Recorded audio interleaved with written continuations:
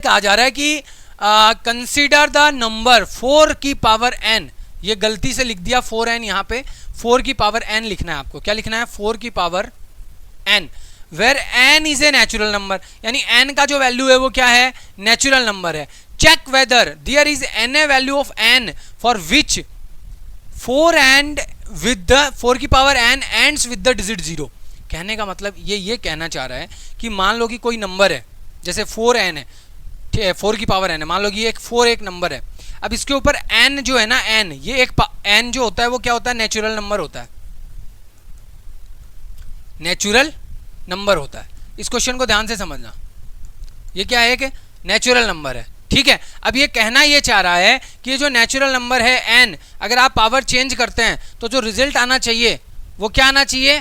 जो नंबर आया वो उसके लास्ट में 0 होना चाहिए। तो क्या यहाँ पे संभव है या फिर नहीं है? तो एक बार जरा देखते हैं। तो मान लो मैंने 4 की पावर 1 की तो आपका रिजल्ट आएगा 4, मैंने 4 की पावर 2 की तो आपका रिजल्ट आएगा 16, मैंने 4 की पावर 3 की तो आपका रिजल्ट आ जाएगा 64, मैंने 4 की पावर 4 की तो आपका रिजल्ट आ जाएगा 64 मल्टीप्लाई 4।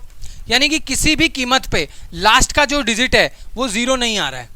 अब क्यों नहीं आ रहा है 0? और 0 कब आता है? तो 0 कब आता है हमेशा ध्यान रखना, यदि कोई ऐसा नंबर है जिसका डिजिट यानी ये 0 है, फिर उसके ऊपर कितनी भी पावर तुम कर दो, 1 करोगे तो देखो लास्ट में 0 आ गया। 10 की पावर 2 करेंगे तो 100 होगा, तो फिर भी लास्ट में 0 आ गया। 10 की पावर 3 कर दोगे तो भी क्या हो जाएगा?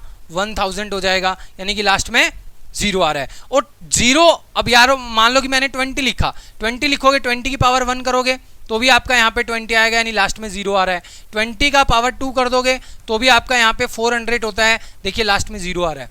लेकिन ऐसा होता क्यों है? लास्ट में 0 बनता कब है?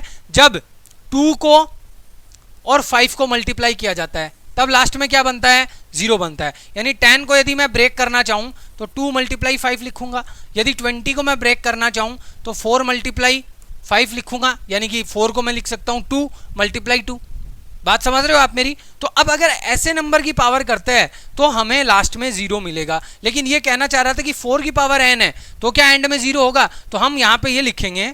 अब देखो समझने वाली बात मैं यहाँ पे आपको बताता हूँ कि एग्जाम में कैसे करके आना है।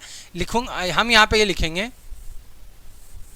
ध्यान से देखिएगा, हम यहाँ पे लिखेंगे कि 4 की power n is not equal to 2 multiply 5 की पावर n, यानी ये जो है वो इसके बराबर नहीं है, क्योंकि 2 मल्टीप्लाई 5 की पावर n करेंगे तभी एंड में हमें क्या मिलेगा? 0 मिलेगा, अदरवाइज हमें 0 नहीं मिलने वाला है। तो यहाँ पे हम क्या लिखेंगे कि 4 की power n is not equal to 2 multiply 5 की पावर n, इसलिए अब power n is not ends with 0।